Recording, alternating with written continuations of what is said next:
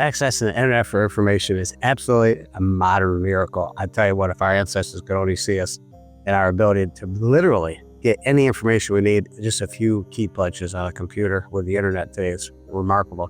Downside to it, though, is when the internet's not available during a disaster situation, how are you going to access information that might be very important for you to have, especially, God forbid, should be prolonged. But a lot of people that prepare for disasters or start doing some things, they kind of miss this part because they think the internet's always going to be there. It may not be. And good chances are, depending on the scenario, it won't be, depending on how severe the scenario is. So let's go through and talk about disaster preparedness and offline databases for survival knowledge. Now, everything I'm going to talk about, matter of fact, I'm going to keep all my notes in the description because there's so much here about trade names and different places to go get this. I have one section I'm going to put in there. I'm going to read it right now. It's the section that's going to be the key resources for offline survival libraries. And the other reference is going to be methods to build offline databases. These are important. I'm not going to go through those. You can read about them. And if you're really intrigued by this topic, then I really recommend you do that.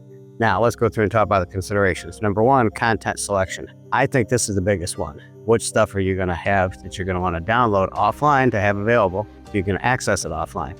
Survival skills. Number one, you want to have a whole section on this. And this is important because you're going to want to have a lot of survival, downloaded or stuff that deals with how to survive during times with no power grid, limited supplies, all that. It's so important to have these. How to build a lean-to if you have to, how to use your tools to create, this and that, and maybe setting up perimeters for security, all there.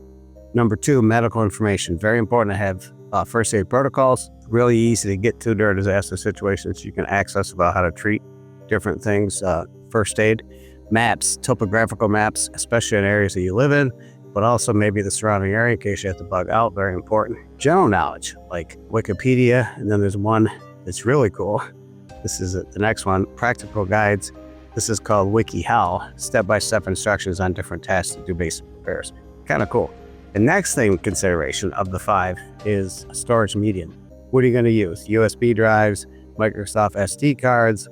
Are you going to do external hard drives? They're less portable, but those are a good idea. Depends. So there's a lot of different ways you can store, but what are you going to use? You got to get that locked in. Ease of access. This is number 3. You have to make sure you can access this pretty easily. And I'm probably going to use USB drives with separate things like medical maps, survival techniques, and all that. That's my route. But we'll talk also about something I think is really cool, and that is a turnkey type thing. We'll talk about it at the end. But ease of access, very important. Number 4 is data redundancy. I think you may want to think about not only having it on one device, but maybe another one in case of primary device failure. All kinds of things could happen. You want to have that on a couple devices, especially things that are most important. Then the last thing is, like I mentioned before, is turnkey solutions. There's one company out there called preloaded that has all this already done for you. And it's a external drive that you plug into your laptop or your phone, and you have all that information. I guess you can have up to 20 users.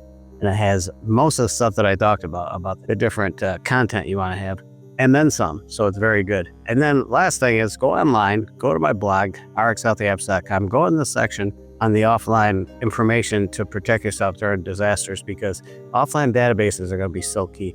And everything in the blog is going to also have many, many references for you to dig deeper.